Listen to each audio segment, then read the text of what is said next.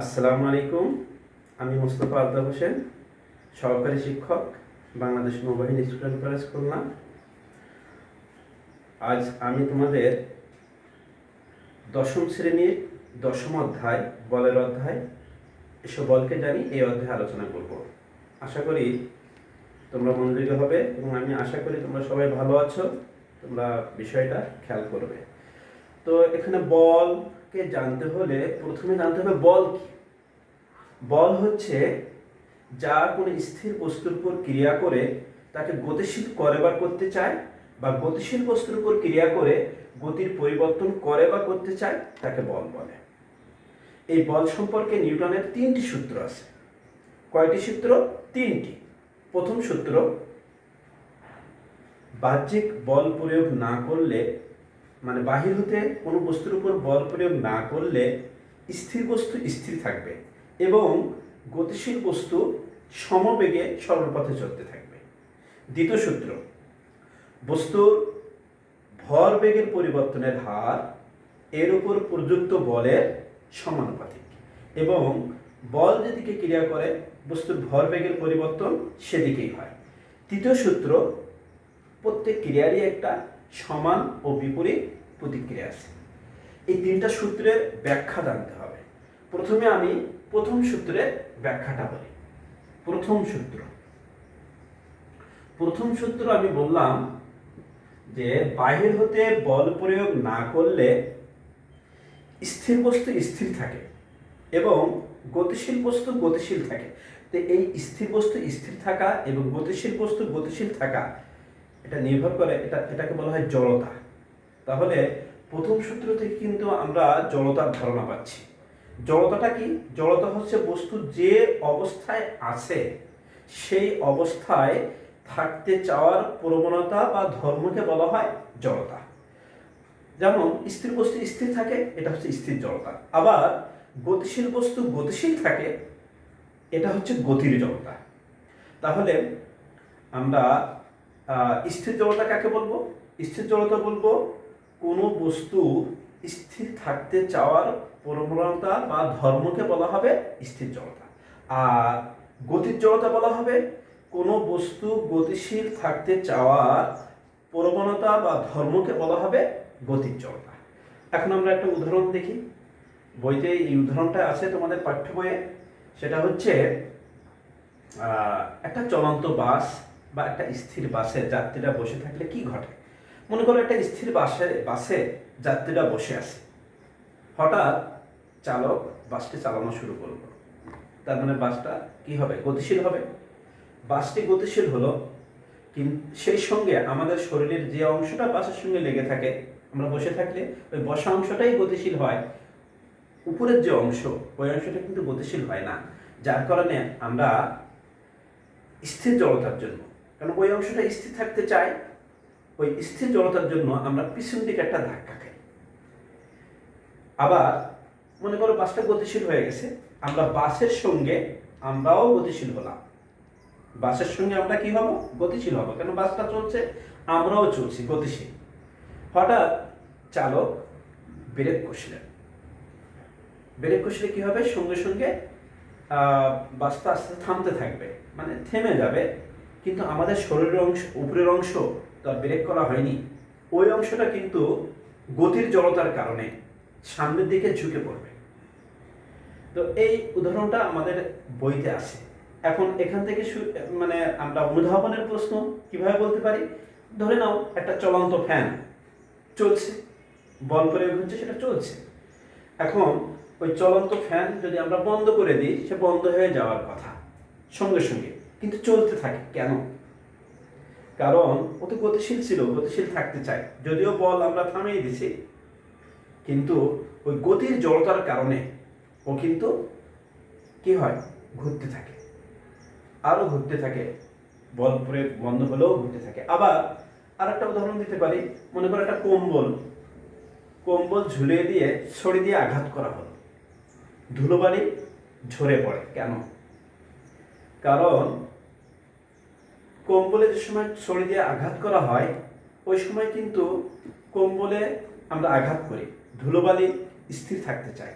কম্বলে আঘাত করলে কম্বলটা সরে যায়, কিন্তু ধুলোবালি ওই স্থানে থাকতে চায়, কাজে স্থির জড়তার জন্য সে নিচে ঝরে পড়ে। তার মানে খেয়াল রাখতে হবে, একটা প্রশ্ন আসলে, এ ধরনের প্রশ্ন আসলে খেয়াল রাখতে হবে যে ওই যে ঘটনাটা ঘটছে ওর জন্য কোন বিষয়টা দায়ী, এবং ওই বস্তু কোন অবস্থায় ছিল, যে অবস্থায় ছিল সেটাই কিন্তু ওর জন্য দায়ী।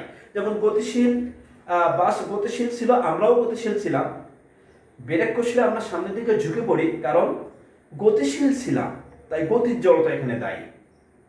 তাহলে এটা লিখতে হবে যে গতির জড়তা হয়ে যেতে। আবার আমরা বসেছিলাম, বাসটাও স্থির ছিল, বাস চলা শুরু করলো, আমরা পিছন দিকে ধাক্কা খেলাম, কেন?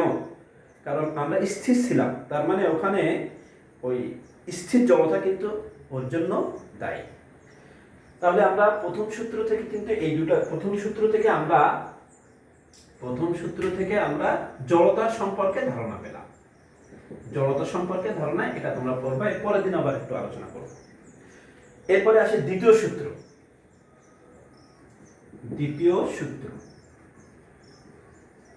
দ্বিতীয় সূত্র আমি বলছিলাম বস্তুর ভর বেগের পরিবর্তনের হার এর উপর প্রযুক্ত বলের সমানুপাতিক। আবার বলি, বস্তুর ভর বেগের পরিবর্তনের হার। ভরবেগ কি? বস্তুর ভর এবং বেগের গুণফলকে বলা হয় ভরবেগ।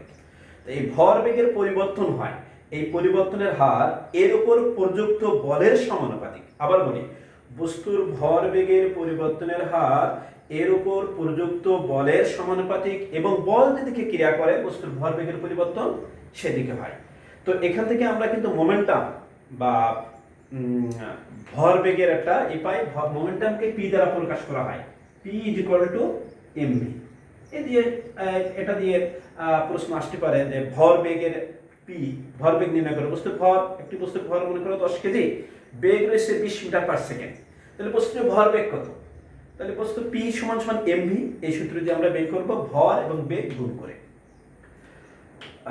তার মানে হবে কত? বস্তুর ভর 10 কেজি আর বেগ হচ্ছে 20 মিটার পার সেকেন্ড, তাহলে হবে 20 আর 10 গুণ করলে কত হবে? 200 কেজি মিটার পার সেকেন্ড। এটাই কিন্তু হচ্ছে ভরবেগ। আর দ্বিতীয় সূত্র থেকে আমরা ভরবেগ সম্পর্কে জানি, কিন্তু দ্বিতীয় সূত্র থেকে কিন্তু আমরা পাই F equal to ma, F is equal to ma, এই জিনিসটা পাই, F is equal to ma, force. এটা হচ্ছে ফোর্স সমান সমান ভর গুণ ত্বরণ।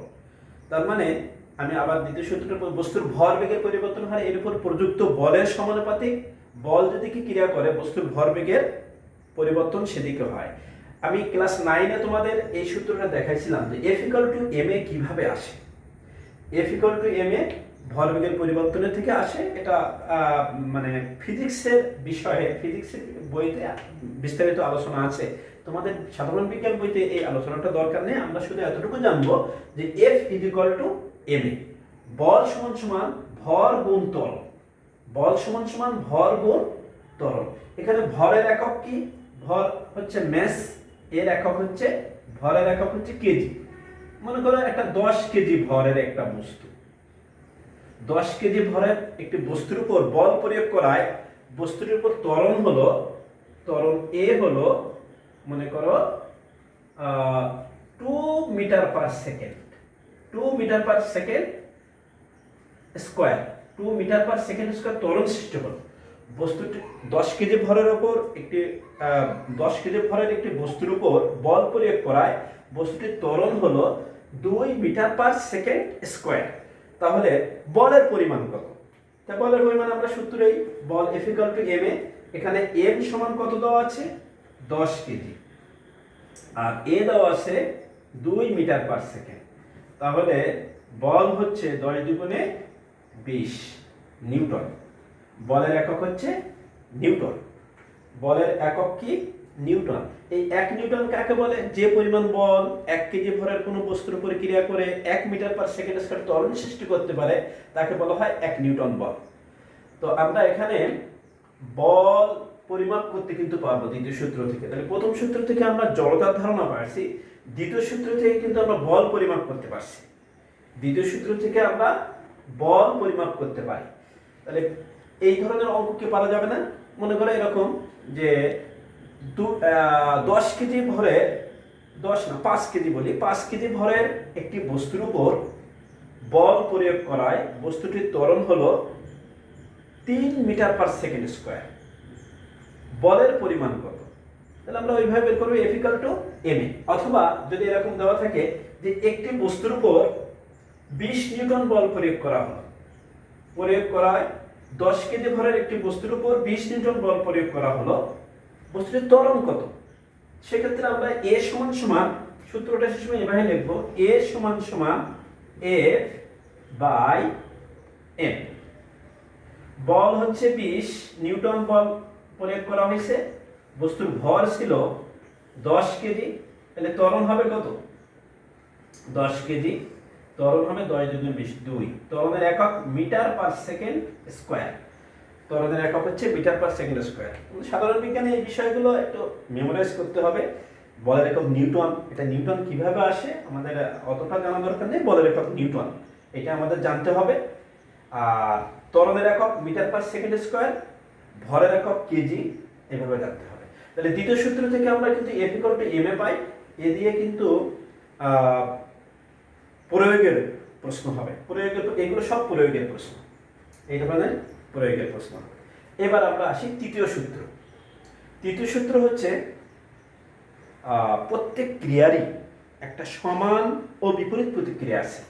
তৃতীয় সূত্র কি হবে? প্রত্যেক ক্রিয়ারই একটি সমান ও বিপরীত প্রতিক্রিয়া আছে। তাহলে তৃতীয় সূত্র, আমরা তৃতীয় সূত্র কিন্তু এখানে গাণিতিক রূপ আছে কিন্তু তোমাদের বইতে নাই। তার মানে এখান থেকে তৃতীয় সূত্র থেকে কিন্তু প্রয়োগের প্রশ্ন বা হায়ার অ্যাবিলিটির প্রশ্ন না আসার সম্ভাবনা বেশি। আমরা তৃতীয় সূত্রটা জানবো, প্রত্যেক ক্রিয়ারই একটা সমান বিপরীত প্রতিক্রিয়া আছে। তো এখান থেকে আমরা কিভাবে জানবো? আমরা যে হাঁটার সময় আমরা কিন্তু মাটিতে বল প্রয়োগ করি, আর বল প্রয়োগ করার ফলে আমরা সামনের দিকে এগিয়ে যাই। তার মানে বল প্রয়োগ করছে, এটা ক্রিয়া বল, আর মাটি তার উল্টা একটা বল প্রয়োগ করছে, যার কারণে আমরা সামনের দিকে এগোতে পারি। যদি এরকম মেঝেতে যদি বল প্রয়োগ করলাম আর সেখানে ক্রিয়া করলাম কিন্তু প্রতিক্রিয়া বল নাই, কিভাবে প্রতিক্রিয়া বল আমরা নাই করতে পারি? এভাবে যে একটা পিচ্ছিল কিছু দিয়ে দিলাম, ওই মেঝেতে আমি লুব্রিকেট জাতীয় পদার্থ, যেমন পিচ্ছিল জাতীয় পদার্থ দিয়ে দিলে দেখা যাবে যে আমরা কিন্তু আর হাঁটতে পারবো না, সে সময় আমাদের পা পিছলে যাবে। তার মানে প্রতিক্রিয়া বল হচ্ছে না। তার মানে ক্রিয়া বল থাকলে প্রতিক্রিয়া বল হয়, আর প্রতিক্রিয়া বল থাকলেই কিন্তু আমরা সামনের দিকে হাঁটতে পারি বা কাজ করতে পারি। তার মানে বোঝা যাচ্ছে যে তৃতীয় সূত্র থেকে আমরা ক্রিয়া বল আর প্রতিক্রিয়া বল, প্রত্যেক ক্রিয়ারই একটা সমান বিপরীত প্রতিক্রিয়া আছে, এই সম্পর্কে অনুধাবনের প্রশ্ন আমরা বেশি বেশি পড়বো। তাহলে এই তৃতীয় সূত্রিত অনুধাবনের প্রশ্ন কেমন? আবার মনে করো একটা নৌকা থেকে আমরা লাফ দিয়ে ডাঙায় উঠলাম। ডাঙায় উঠে দেখা যাবে যে আমরা নৌকাটা কিন্তু নদীর কিনারা থেকে মাঝের দিকে চলে যাবে, কারণ ওটা প্রতিক্রিয়া বলের জন্য। এইভাবে ক্রিয়া বল এবং প্রতিক্রিয়া বলের সম্পর্কে আমরা এখান থেকে জানবো। বইয়ের অল্প আছে, একটা প্যারা আছে, ওইটাই আমরা ভালো করে দেখবো, আর অনুধাবনের প্রশ্ন আমরা করব।